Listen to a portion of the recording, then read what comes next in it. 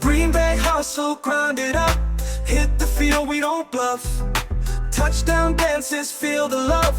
Jordan's got that MVP stuff. It's time for the up. Let's go. Packers bringing that show. It's time for you know who. Wanna go, gonna glow.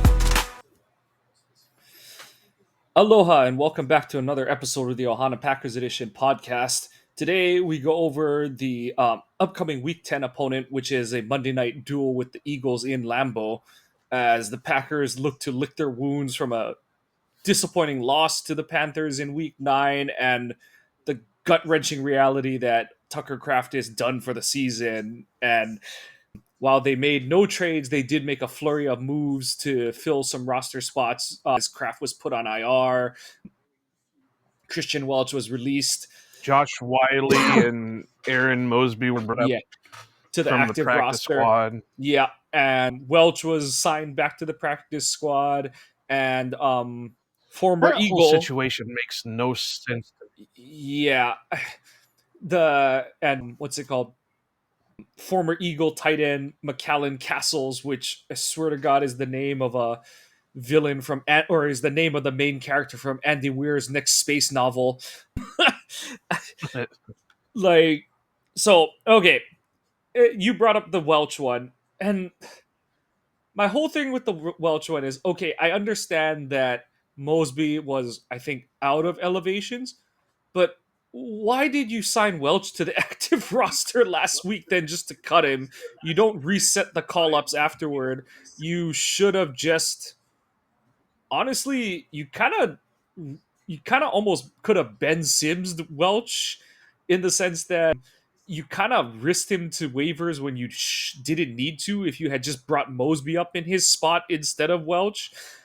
And not to say that anyone thinks the world of Welch like Joe and I do, but that's the kind of just roster inconsistencies that every once in a while Green Bay runs into, but they're still kind of baffling when they do it, because it's like they're usually a little bit more, they have a little more finesse and smarts to it than that. But I mean, it worked out for them on this one. Welch was able to be brought back to the practice squad, and yeah, Mosby was up to the active roster after he had exhausted his practice squad elevations for the season.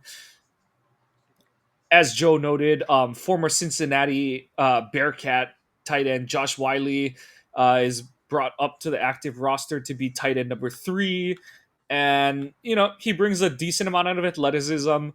Not sure what he's going to bring as a blocker. He's kind of like a high-hipped 6'7", sub 250 tight end with short arms. I've comped him to DeGuara or even Lucas Musgrave Musgrave light, if you can call him that. Maybe a little bit more in the blocking area than Luke. I keep wanting to say Lucas. Luke is. We'll get to Lucas later. But he's been in the league 2 years already, and he's bounced around to numerous practice squads. I'm maybe they got lucky with maybe this could be the Rasul Douglas type deal for him or something, but I don't know with him. It's definitely not a Tucker replacement. The thing that's kind of funky is, like, Tucker was your shortest tight end on roster, basically at 6'5", and none of these guys. Wiley kind of showed it in college, but I don't think he'll be able to do it in the NFL as well in terms of being able to take short throws and turn them into longer receptions, just because he is kind of long levered and high hipped a little bit, and he doesn't turn as bad as Musgrave does, but it's not like he corners like how Kraft could and really turn those quick hitters into big gains. The big thing here is that LaFleur cannot fall into the trap of thinking that any one of these guys is going to replace Kraft. And, Musgrave is going to become your top pass catching option at tight end. And the big thing there is LaFleur cannot run him on the same kind of routes that he had Kraft running. We saw that as a rookie. And I know several people have said, and we both brought it up, their rookie seasons. they tried to force feed the shit out of the football to Musgrave for understandable reasons. Like they were thinking this 6'6" guy that can run a 4.5 40, he should threaten opponent down the seam. Jordan missed him a few times. Musgrave didn't run his seams right a few times, so they had some misfires there his rookie season. But if you go back and watch that Didn't 23 stay on his season, feet when he caught the ball. yeah, you watch that 2023 season though, there's still reason for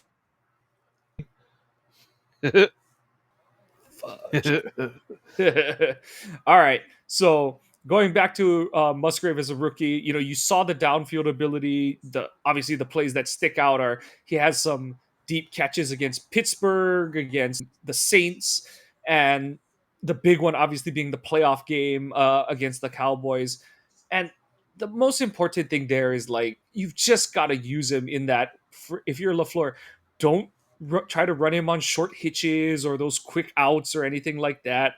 Send him up the seam, use him as a vertical threat so that he's just running kind of thing, and fill in the intermediary with a Dobbs or a Wicks on the short routes and stuff.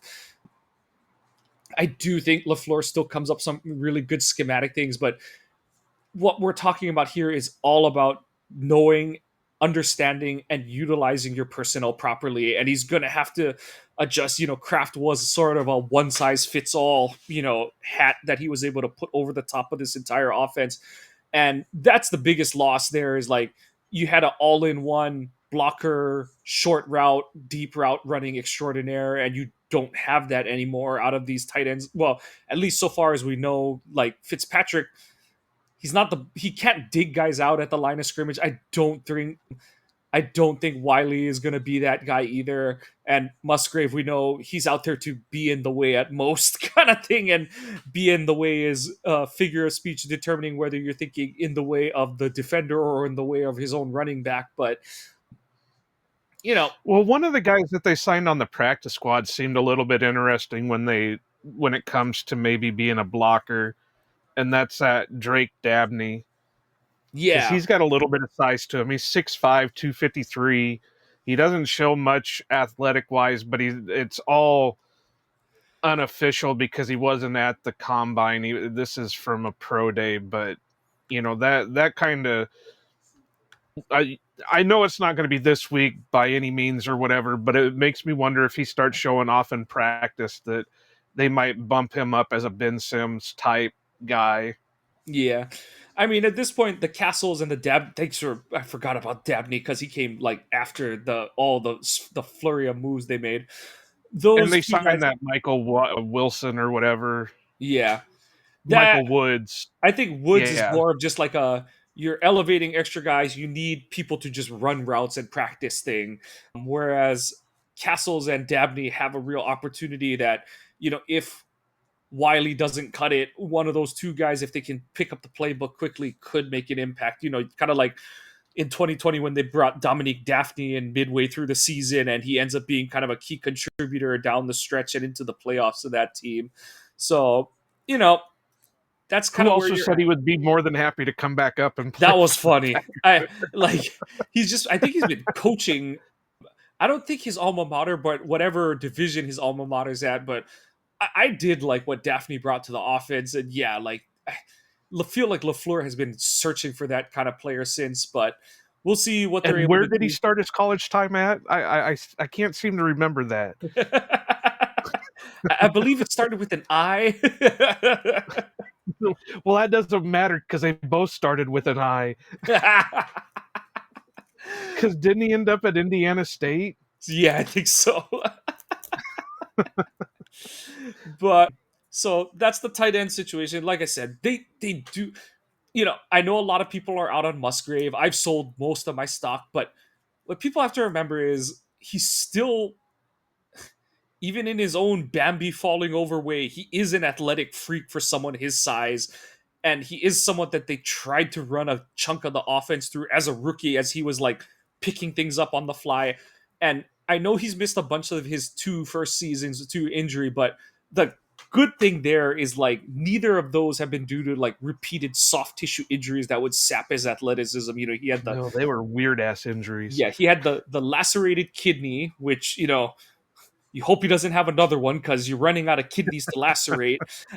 And, and then last year it was the ankle injury that, like, I've said it a million times, but it surprised all of us because it looked like a run of the mill ankle. And then after that first Vikings game, LaFleur's like, "Yeah, he's done for a while," and you're kind of like, okay, like, did it fall off on the side of the field? But Yeah. yeah, like, you've seen it. He's Musgraves had a couple deep receptions this season, against the Steel back to back weeks against the Steelers and against the Panthers. So you know he's not going to be the guy that you can just pump six balls to like you could with Kraft. But if he can catch you 2 20-yard passes, that's a big impact from your tight end at this stage of the game. Well, like you keep saying, if they can scheme him open, which he's got the athletic ability to do, and he's got. I mean, I got to give the kid credit. He's got catching ability. He's got speed ability. He's got route running ability. It's just he has no balance, and it just if they can scheme him open, he could easily be somebody you can run the offense through Yeah, because he could easily slip into that Jimmy Graham type situation yeah. or what's another one off the Like Cook, off like what Cook was supposed to bring the offense to a little bit. right. But Cook had a little bit more of a friggin' Yeah, blocking ability. But it was a guy that Lance Kendrick. There you go, yeah, the guy that they signed with Cook.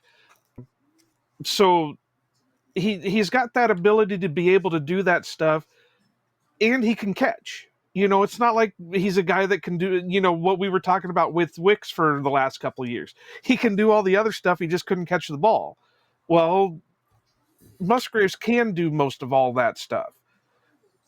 So it's just whether or not they can get him into space and don't get cutesy with trying to force him to be an inline blocker and shit like that. So, or don't get cutesy with maybe the the Tucker push and oh yeah, no, and that's uh, out. Like they don't have anyone to run that anymore.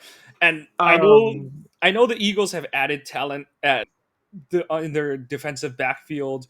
They traded for Michael Carter, they traded for Jair, but the thing is that still leaves them with question marks at their second corner spot. I know that Quinion Mitchell and Cooper DeJean have been really good in their roles, but like they still have a cornerback two or slot. Like wherever those two guys play, the other position is a weak spot. And I think this is a week where LaFleur's got to dump the 12 personnel and just be okay living in 11 this week and just try to put as many good route runners as he can on the field.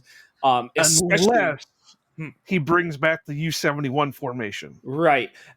And my only hesitation with that is I have no clue what offensive lineman we want to do that. The good news on that front is Banks's injury looks like it's not a long-term thing. I know it's one more thing on his record for this season, but stingers happen, they suck, and yeah, like people are like, oh, like why didn't he tough it out and go back? I'm like, if he had the kind where you lose numbness for hours, like you don't want him in a game because if you can't block if one of your arms is worthless. So it's a shitlock injury, but yeah, I feel like it's if they do a six offensive lineman, you probably want it to be Belton, or you do the thing where you put Belton in at right tackle and you move Tom around because No, I have it completely other way. They have Donovan Jennings on there, who is an hmm, athletic type of a lineman that they could fit in there. Or I know some people are really not fan of his, and he really hasn't shown a lot. But because of injury, they just brought Jacob Monk back. That he could basically be that tight end type blocker on the end, yeah. especially when it comes to just running a run play or something like that. Yeah, I just have no idea what direction they go in because LaFleur hasn't done it. And I usually Oh, lean they towards haven't done using it since Sherman was on the team. yeah. And I've always leaned towards using a tackle type because, that they're used to playing the angles on the perimeter and used to, even if you like pull, those guys know how to read the defense from that outside split and stuff like that. Whereas like a guard or center type, it's like sometimes they're a little fish out of water when they play that exterior position. But we'll see. Sometimes, but a lot of times when they're in that U71, they are in a 3-point stance. They're not in Yeah, a stand-up position. you and I, we could be. I mean, the most likely thing is they just don't do it. But if they did, Oh, they're not going to do it.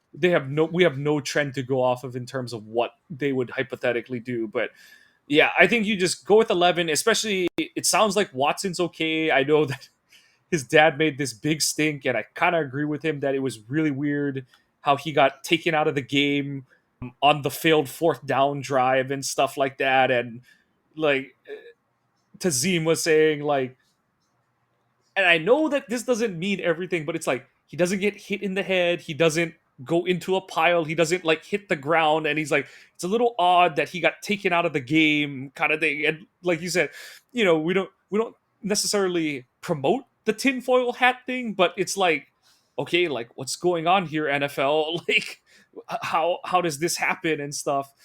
You might not be able to answer it, but can they only do that if they think it's a head injury? Yes. Okay. Like it the because the guy stopping it is the concussion expert. So yeah, Okay. they can't be like, "Oh, it looks like he pulled a hamstring or something like that." That's the team if that happens kind of thing. Like if the whole he's not moving well or whatever, like that's a team decision, but like you just I don't think you saw Watson until like a few drives later kind of thing. But LaFleur noted that they're hoping to get Wicks and Lucas back. We'll touch on Lucas later. But if you get Wicks back, Watson's healthy, you have still enough player. And Golden is truly day to day and able to go this week. You have enough weapons on offense. If you're LaFleur, you got to open this thing up, especially because I know Philly comes in with this history of being like really stout on the front and stuff, and this Mike went on great the pass rush. Fritz. The Yeah. Matrix. The Matrix win. Hey, daylight savings might only make the night start earlier for you guys, but for me, it's an hour later that we're recording this than usual. So the brain is a little fluttering towards off at this point. The vocabulary is limited, but so I mean, look at what Philly had to do. They had to bring. Well, first, the fact that they signed Zadarius Smith is sign enough that they're not pleased with their pass rush. And then he retired. They bring Brandon Graham out of retirement, who didn't play last week because he's got to get in football shape. I Yeah. don't know what his chances are to play this week realistically. I think he'll try because he has an extra day and stuff, but I don't think he can play more than like 20 snaps unless like Philly is just up and they're like, go get conditioning in kind of thing. And then they just traded Didn't they for also Jalen. trade for one? Yeah, they traded for Jalen Phillips from the Dolphins, That's it. which That's it. highly talented pass rusher, but has dealt with injury the past few seasons. He's gonna be a pass rush specialist for them, kind of like how they used Hassan Reddick a few years ago, because he's not a run defender. He's like the skinny, high hip type of defensive end who gets washed out even by our offensive line. But they still have their two monsters in the middle in Jalen Carter and Jordan Davis. And with the way that our interior O line is blocked, I just don't think it's worth LaFleur burning plays on early downs trying to establish a run game. Like, this is one of those, if you get to 25 carries, it better be because you have a lead and you're trying to bleed the clock out at the end of the game kind of thing. This is one where I know he had a bad decision last week, but I'm so sick and tired of hearing even Packers writers, which ones you are, who are like, oh, like, why doesn't LaFleur throw? Blah, blah, blah. I think that's more of a identity thing for LaFleur than it is truly a he doesn't trust his quarterback thing. But dude, whichever side it is, he better start trusting him because your ground game ain't good enough to do it, especially against this defense. Now, one of these days I'm going to get a tinfoil hat and this is when I'm going to put it on.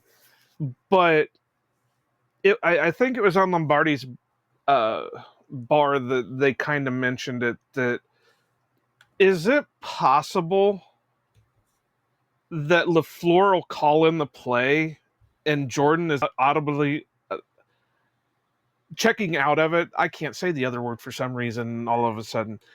Checking out of that play, and that's what's causing a lot of the issues with the offense, because we saw it where we knew Rodgers was literally checking out of like the majority of the plays LaFleur has called, but we've seen how LaFleur can call a game because he's made the perfect game plans for Malik Willis last year when in the two starts that Malik played in. So is there a possibility that he's the reason why we can quote unquote say he's not trusting Jordan is because Jordan's pulling some weird ass shit at the line? I would, I won't say it's not a possibility. It definitely is. But the counter argument I'll have is like there are numerous checked or can plays. And you can hear Jordan call can, which is the code word for like one of the ones is he can against Pittsburgh. He cans to the dig route that Dobbs catches and gets the offense past midfield on their first touchdown drive and stuff. And I know that's just one example, but you can tell when he changes the play. And this is one of those we'd have to be a fly on the wall to really know what's going on, because who's to say who is responsible for saying if they show a too high look, we are auto checked, like it becomes a run no matter what kind of thing. That feels more like a coaching thing than a quarterback thing. But I won't argue the point that if Jordan doesn't read the coverage, the pre-snap look right, or if the defense tricks him by rotating post-snap into a different coverage, Jordan, and that's the problem with LaFleur getting into these tendencies where it's like second and long and you show him a light box, he's going to run it kind of thing. And a good defense, what they're going to do is they'll just wait until you snap the ball and they'll just hang in a too deep look with the light box. And they'll just say, that's okay. Your interior O-line sucks at run blocking. We're okay with chancing that even if we're a step late to the line of scrimmage, we're still going to be able to cause some kind of disruption. Plus, Josh isn't seeing the holes very well. He's a little dinged up, all that kind of stuff, that he's only going to gain 3 yards anyway. And that's the big problem. And Bukowski pointed it out. I think Morley pointed it out. And a couple other people have noted, like, the problem with the Packers leaning on the run so much is they're just not creating explosive run plays like they were last year. And even last year, there was a little bit of like the advanced stat head saying like, okay, overall, Jacobs is having a great season, but how much of it is like he's popping just enough 15 plus yard rushes to keep his average in the healthy range, whereas like he is kind of banging his head against the wall every other play kind of thing. And then you just get this spurt for 8, and then eventually it's like, oh, 20-yard run kind of thing and stuff. And you're just not getting even the 8-yard runs this season. Or when you do, you go and turn the ball over the next play. So it's like, okay, like, come on now, guys. And like, Dusty Evely broke it down, and no game is ever as terrible as anyone thinks, and no game is ever as great as anyone thinks. That said, the big piece here is LaFleur's got to go back to the drawing board. And the thing with him is he was ready to turn this offense into the Jordan Love show when Jordan Love was a first-year starter in 2023, when he had no run game after Aaron Jones pulled his hamstring. He had no veteran receivers who were healthy after Watson and Dobbs both pulled their hamstrings at the end of training camp. And you had 3 rookie receivers who, Lord knows if they were going to run the right route on a given play. And you were trying to feature 2 rookie tight ends in an offense that was, it was 2 steps forward, 4 steps back so often during that season until you hit Toyotathon. And so the problem for LaFleur is not only does he need to reassess how he calls his playbook, but also he lost Tucker Kraft, which was his most versatile weapon on offense. That said, as much as the Panthers put a lid on their offense, you have to leverage the speed threats you have to create intermediate and underneath route opportunities. You have, You have Watson and Musgrave, who are height, weight, speed threats at their positions. You have Golden, who has speed at his position, even if he's not as tall. Hell, you could even have Melton go out there and run a deep route for you if you really absolutely needed to at this point. So just, you can't I have have any more. Oh, go for it. I have this play idea, and I don't know how it would work in the NFL. It might not even work in college, but I've thought of this all of last year and this year, and it's basically like a wildcat formation, but you have Jordan on one side, Malik on the other, and then like Josh Jacobs in the middle. Then you don't know who they're snapping the ball to. Are they sending it to Jordan? Are they sending it to Malik? Are they sending it to Josh? And then you have, but now it kind of sucks now because you don't have Tucker that can That's do a where it little kind bit of more. and that's where it kind of falls apart a little, because it's like you're limited in what you're throwing out there for route combinations, but you can still make it work with like, so you're, for all intents and purposes, you have a two backfield, and then with the quarterback, and then so you still have a tight end and two receivers, or two tight ends and a receiver. But like, let's say you go with the tight end, two receivers, you can still throw. If you want speed, you can put Musgrave as the tight end and Watson and Golden out there as the wide receivers, and you kind of muck it up from there and stuff. But yeah, like LaFleur, in a way, almost has to start calling games like he's calling them for Malik. And that's not a shot at Jordan. It's just so much stuff has fallen off the table in the past week. The Kraft injury, your O line still hasn't gotten its shit together. Plus, you're playing a way better defensive front than you were last week on paper. Like, and that was the most disheartening part about that Panthers game, is how many times the Panthers broke through for easy pressures up the gut against this Packers O line. You've Cough, got to, cough, Jordan Morgan, cough, cough.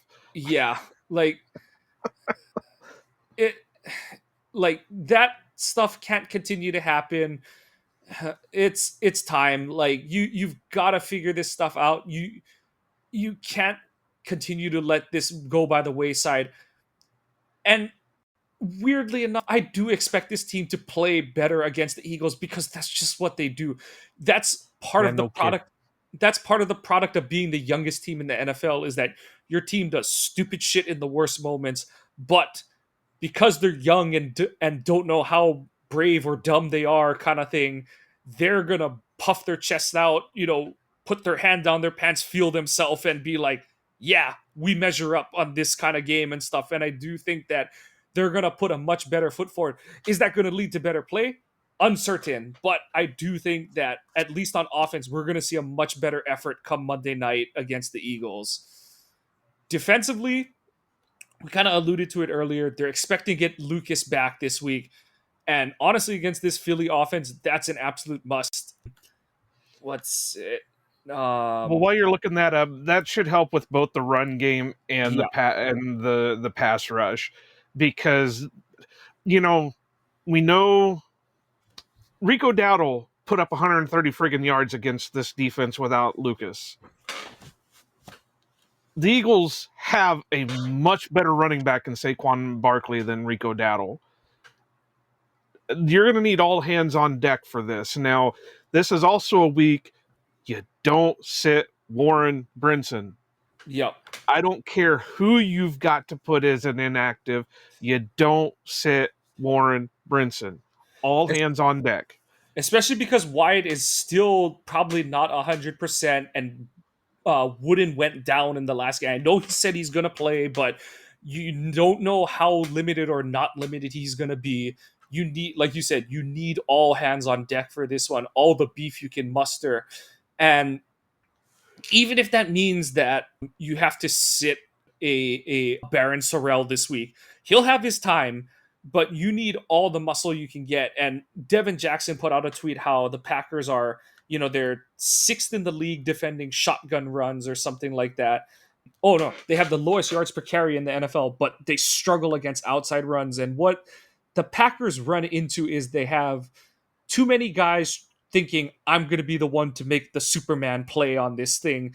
And especially against this Eagles O line, you have got to stay gap sound against this defense. No hero ball. Everyone needs to play outside shoulder.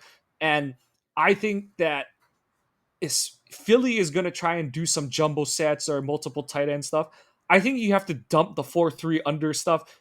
I applaud McDuffie for trying to make it work, but he's just too small to play that Sam linebacker spot. Like when Pittsburgh put their extra linemen out there, he got engulfed. When Panthers put their big packages out, he got washed down the line of scrimmage.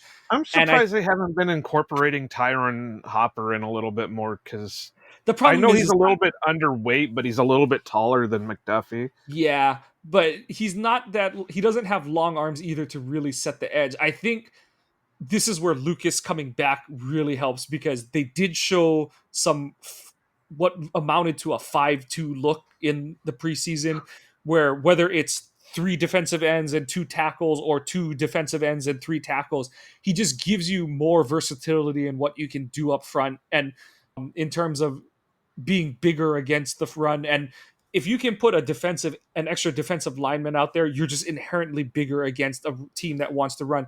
And realistically, because of how the Eagles play offense, it's okay to have a 5th defensive lineman out there this week, because Hurts does a lot of things really well. The thing that he doesn't do is he's not an anticipation thrower. Oh shit! So Yeah, yeah, if you want to just have more guys up front to either stuff run lanes or to always be sending 5 guys at the quarterback and keeping, one of the linebackers as a spy, you can do that with a 5-2 front. And I think that it'll eliminate one of the nagging things that I brought up in my stales from the game, which is Halfley. When they go to a mush rush, he gets too conservative with it. And I think that you've got to stay disciplined. You've got to maintain contain on a Hurts. But what he should be looking to do is playing that 5-2 look and unleashing, whether it's Parsons, Quay, or Edge as that 5th rusher. That guy can go and fuck up the pocket. Everyone else maintains contain on the pocket, and then you can kind of still spy Hurts. You cannot let him sit back there and just have the opportunity to just lay balls out to AJ Brown, who I'm not sure is going to play because he missed the game last week with a hamstring injury. But Devontae Smith has been on an absolute tear the last 3 games, so they're going to need all hands on deck there. But you've got to create pressure on Hurts. You cannot just let him have 2 years of throw like they did in the playoff game. I know it had its moments, but like the only sack you got is because Rashawn literally pushed Lane Johnson into him, and it took him a year to get there. yeah. I mean, and obviously having Micah helps a lot because he's used to playing Hurts twice a year, so he'll be able to bring some expertise in with that. And the Packers have really built up their speed guys this year. So, hopefully that contain can help a little bit more. But you're right. They can't go with that mush look, because it's not working for them. No, They don't have the corners for it. yeah, and I didn't like it against the Panthers last week, because it's like, why give Bryce the ability to throw with the heat off? Like, you should have lit him up every chance possible. It was a mistake to play conservative. Frankly, it was a little Joe Barry-ish, and I was a little bit disappointed in Halfley for going that route. And that's why it's a concern for this week, because it's like, well, you did it against a not good quarterback, so what are you going to do against Hurts, who's a much better version, who's like the ideal version of what you want Bryce to be, kind of thing. So Halfley's, like I said, there comes a point, if you want to beat the best teams, you're gonna have to be willing to live and die by the sword. You cannot just keep it in your back pocket or sheathed all the time. You have to be willing to gamble and to bust every once in a while. Like, that's the thing, is Parsons, you can't help Parsons be blocked by playing him passively. You can't help Rashawn get blocked because you're telling him, oh, just sit out there 5 yards outside the pocket, make sure he doesn't get outside of you. Rashawn's good at containing the pocket, but also like contain by collapsing it in, and just have Edge or Quay with eyes on the quarterback afterward. And you know what? I know they're not the ideal situation, but all those guys in the back end are getting paid. You got to play like you're getting paid. And that's going to be the name of it. I know that they're down Hobbs this week, which means that they get into some gnarly. Well, does that mean that does that mean that Bo is up next or Kamal Haddon is up next or whatever? You're in that dicey straight now. Remains to be seen what they're going to do there. One note: Asante Samuel Jr. is supposed to come in for a workout on Thursday. The thing that the Packers can sell him on is he is He'll start. literally, yeah, like he is this close to starting. He is one more bad Nixon performance. He is, as long as, and I know he's clear for contact, but he has to get conditioned, all that kind of stuff. So I don't know And when I, he I will was play. just going to say that you have to temper expectations. If they do not let him leave Green Bay without a contract, he's still not going to play this week. Because it's kind of like you were just saying with Brandon Graham, is Yeah, there's no way he's even close to football ready. Graham played football more recently than Junior Samuels Jr. has. Like, I don't think he played since like week 2 of last year. That I couldn't tell you because I haven't paid attention to it much. But yes, he's younger. He's much younger than what Brandon Graham is, but he just got cleared for working out and contact. Yeah, He may be able to, lift 300 pounds or, squat press 500 or whatever, numbers you want to throw out there. But that doesn't make you game ready. yep. That makes your So body feel better. But it doesn't make you game ready. Yep. So they're going to have to deal with what they've got. And like I said, Hafley's got to deal with that. And we kind of talked about it last year where, he called games differently early on in the season, depending on if Jair was in the game versus if Jair was out of the game. And then he did get more aggressive with the guys he still had at, once Jair was like out. You're at that point now, Jeff. And you know what? You just got to live. You got to live with your fastball at this point. The curve, everyone's sitting on it at this point and they're just cranking it out of the park. Another one is and Olsen did a great job highlighting it during the game where Hafley shows that double A gap blitz look so often, but he never sends it. And Carolina saw it at a couple points in the game, and they're like, "Okay, cool, we're running a dive right at it." And you had Quay and Edge who were like, "Oh shit!" Like they take a step back, and it's like, "Oh no, it's a run," and got to come up and try and hit a guy who's coming at them already. So Hafley's got same like LaFleur. You've got to break these tendencies. You've got to come out and do things differently, and there's no time better than now. You've got the extra day of like game planning to go into it.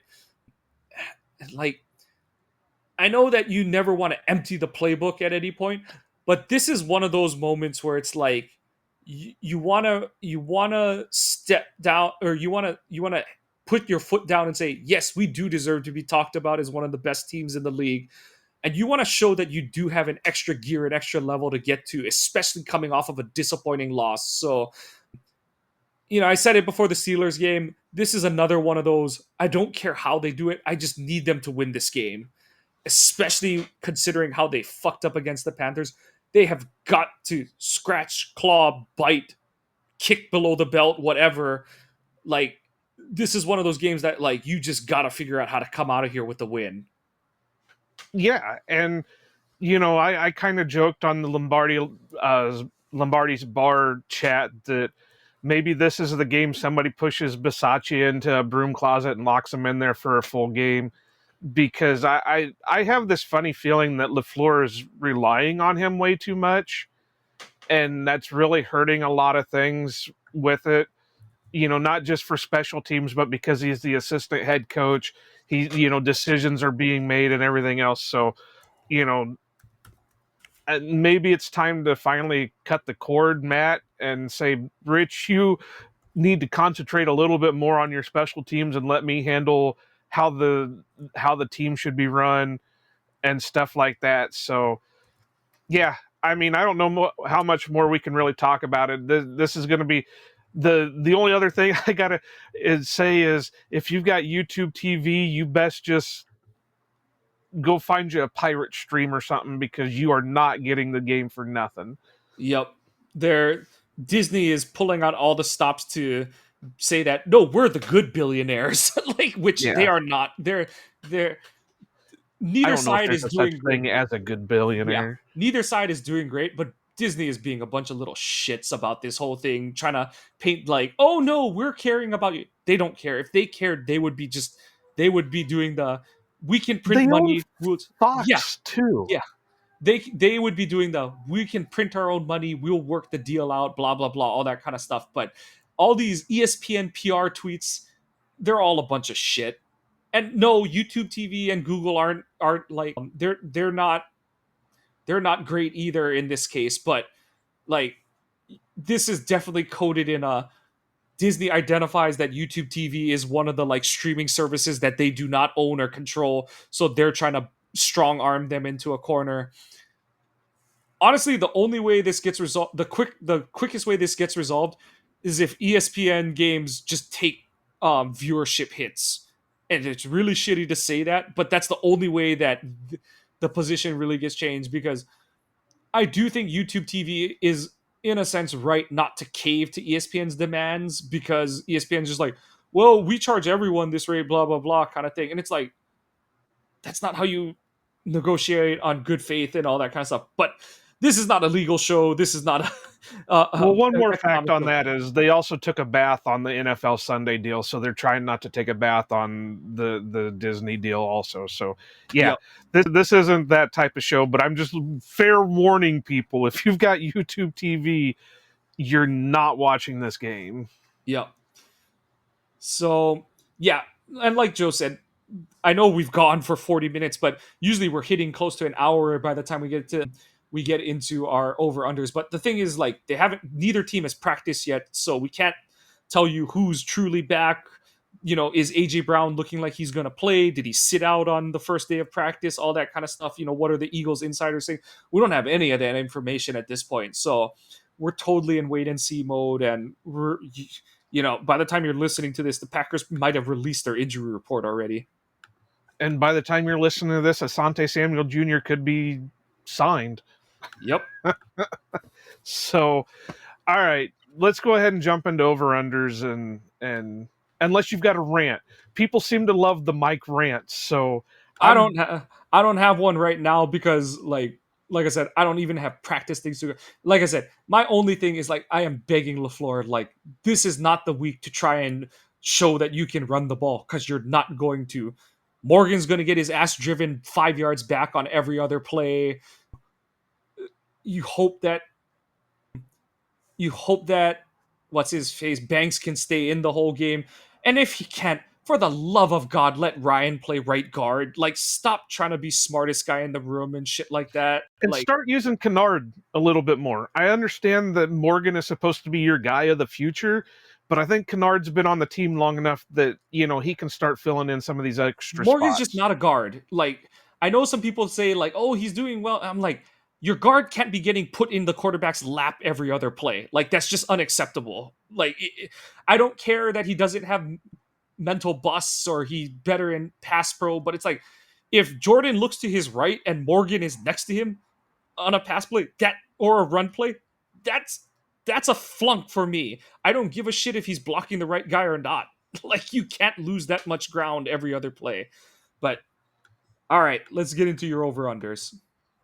I actually had forgot that I was doing these. I didn't have any up, so I had to real quick do them. You have good ones. Mainly they're going to be offensive ones, just because that's the biggest question mark at this point. So my first one's going to be Romeo receiving over under 55.5 yards. I'm going under because I think what's going to happen is he's going to draw Mitchell.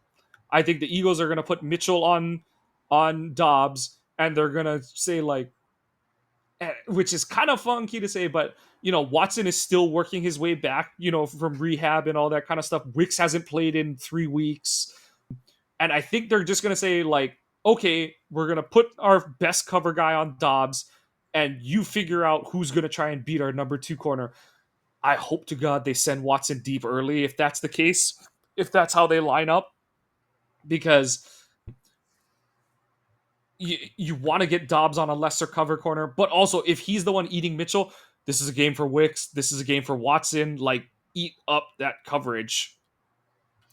I'm going to actually go over at like 60 because we know that Romeo is the safety valve of Jordan Love. So he's going to find ways to force it to him. You know, I kind of said that in our review of the Panthers game, that it just seemed like he was force feeding Romeo. And, you know, I see that continuing on, even though Watson's getting more back in there, and you know, you got Golden and maybe Wicks will be playing and all that stuff. But now that Kraft is down, he's down one safety valve. Yep. So I see him trying to lean on Romeo a little bit more. And that's something that he So does need to break a little bit. He's veering a little into like Rodgers and Adams, Favre and Driver territory there, where it's like he can't be your binky. Like, it was fine early in the season because you were still distributing the ball around, but he's getting a little heavy-handed in that department. And so, even if it takes Matt taking Dobbs off the field, which I know isn't necessarily the smartest thing, but if you got to do what you got to do to break Love out of this habit as well. So, yeah. for sure, and that's why I was kind of complaining about it against the Panthers, was because he had other shots that he could take, but it just seemed like he was concentrating on Romeo a little bit more than anybody else. So, all right. So my next one is obviously with Kraft down, they're going to be trying to bring in more from the tight end position. So I got over under 35.5 for Musgraves. I'm going over because I think he should have opportunities against. I know Bond comes in highly regarded as like a two-way linebacker and all that kind of stuff, but Campbell is still a rookie, and yes, I know he's had some big plays, but he's still prone to some busts in coverage and stuff. And if you can get Musgrave isolated on him, Jihad Campbell is a lot like Edge, where he has the athleticism to run with guys, but his brain, he like football IQ, he's a little bit of a slow processor in identifying coverage responsibility. And I think that Musgrave could pop one or two catches in this game. I think he's going to get his catches, but until I see more improvement on the balance type thing, I don't know if he's going to get yak. So yeah, I am going to go under, but it's just going to be, he's going to hit like 35 yards. So it's not going to be like a much under. So my last one for our serious ones is over under Micah a half a sack against Hurts. And the reason why I set this like it is because last week the only sack that happened was the McKinney strip sack. Micah does know the Eagles a little bit better, and that should help him out some. But if Hafley reverts back to the defense he put up against the Panthers, then you're not going to get a lot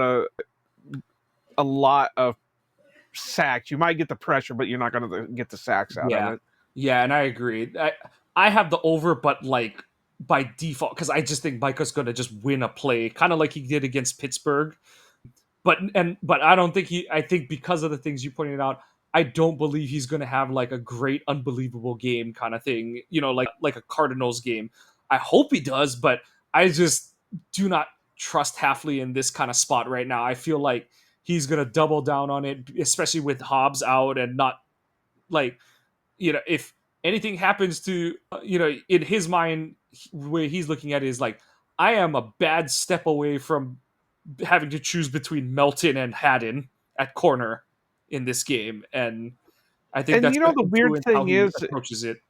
yeah, and the weird thing is they always tell you a good pass rush can cover bad corners. And we're not seeing that right now because he's not utilizing his good pass rush. Yep. Like, he just has to reach the point where it's like, just let him be bats out of hell when it's a pass situation. Like, play, like I said, you got to be disciplined this week, but attack. Like, that's the thing, is like it's been a while since we've seen them just attack. So I'm hoping that we can do the whole reverse jinx thing. And I'm going to say the under.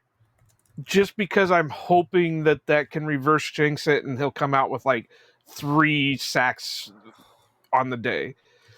So my last one is kind of a goofy one, but I heard it on Lombardi's Bar, and then with all the talk about it in the offseason and all that stuff, over under 6.5 for tush pushes.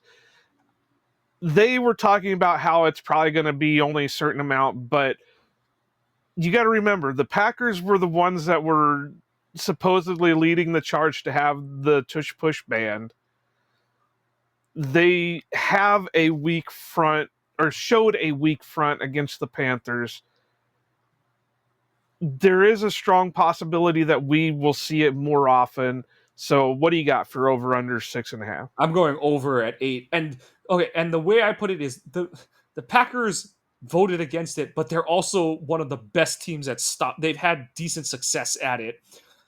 I'm also kind of cheating on this because I am including the Eagles ran the fake tush push on them last year, where like Hurts took the snap, stepped back, and tried to throw a go route on top of it. So I'm counting that in there as well because it is out of the tush push look. But I'm saying 8 because so they're gonna have like 8 drives in the game. This game could set the record for least drives if the two teams get rolling on offense because both like to operate at a very deliberate pace if given the opportunity. But you figure the Packers have had this bad habit of allowing teams to like get into third and short. And I can just see Philly being like, any 3rd and 2, we're running it. We're running the tush push.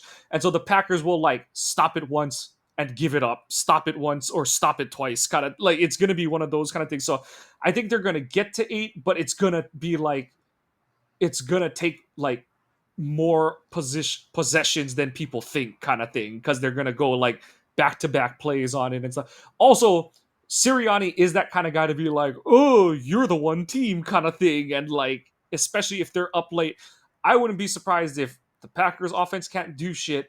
I can easily see the Eagles in bleed the clock mode, just be like, we're going to run the tush push 4 plays in a row and fuck you guys kind of thing. So yeah, I can And easily that's see this kind being of the thought process that I had. I almost set it at like 10.5 there. just because of that. I do think it's going to be over just because of that simple thing.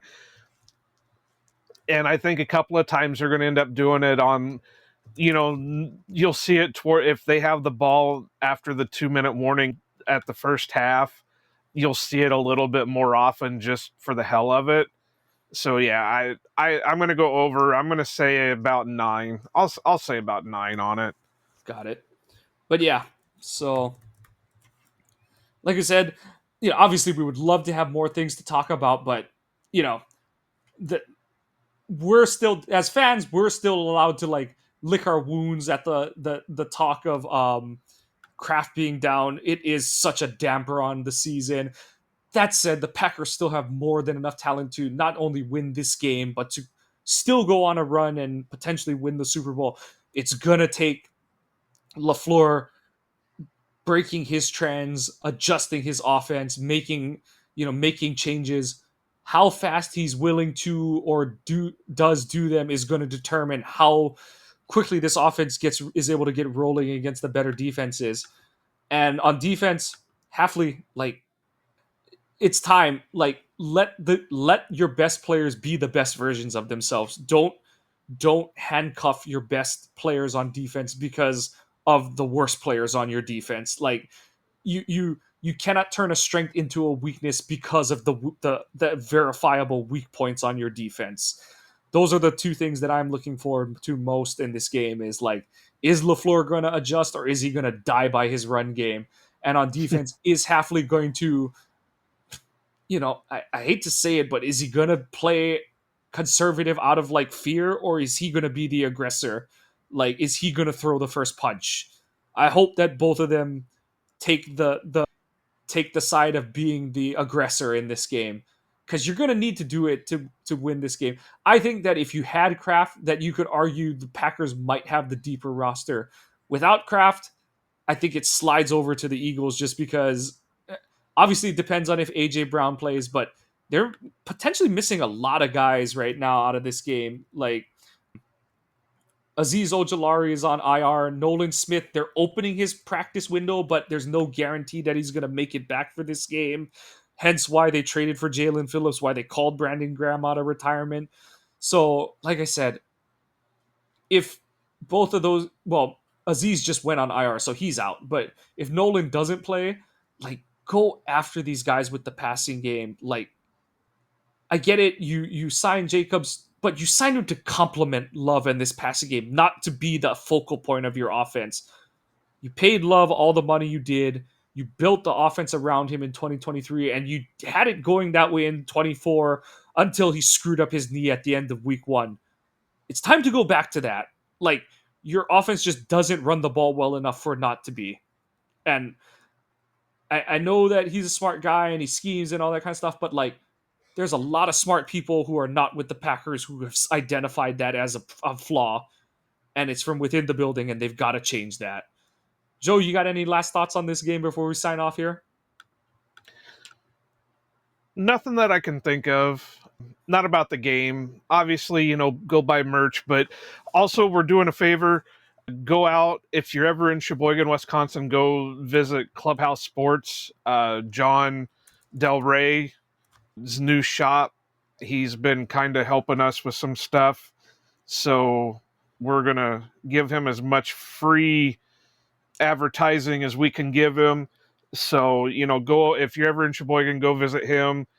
I'd say mention that you heard it on here, but he'd probably charge you double for it. So, he's got a great shop going up. He's got a website that he's starting up here in the next week or two where he's selling sports memorabilia, autographed photos, canvases, helmets, jerseys. He's also got a bunch of non-signed items, but his big draw is pretty much his signed items. So check him out.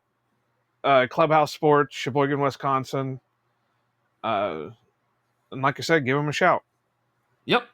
And one programming note: we still haven't decided how we're going to handle the post game. If it's going to be a live show or if we're just going to record it, we'll post that either hopefully before the game, but at least during the game or shortly after. Whether the show will be live or either way, we'll say it right now. It's probably not going to be live. Okay, sounds good. Either way, I was going to say you're going to be able to hear it on your favorite podcasting apps. Please give us a like and a subscribe. And whether you're able to watch the game through scrupulous or unscrupulous means on Monday, please send us in any questions you may have. We want to hear we want to produce the content you're looking for. The Packers look to get back on track.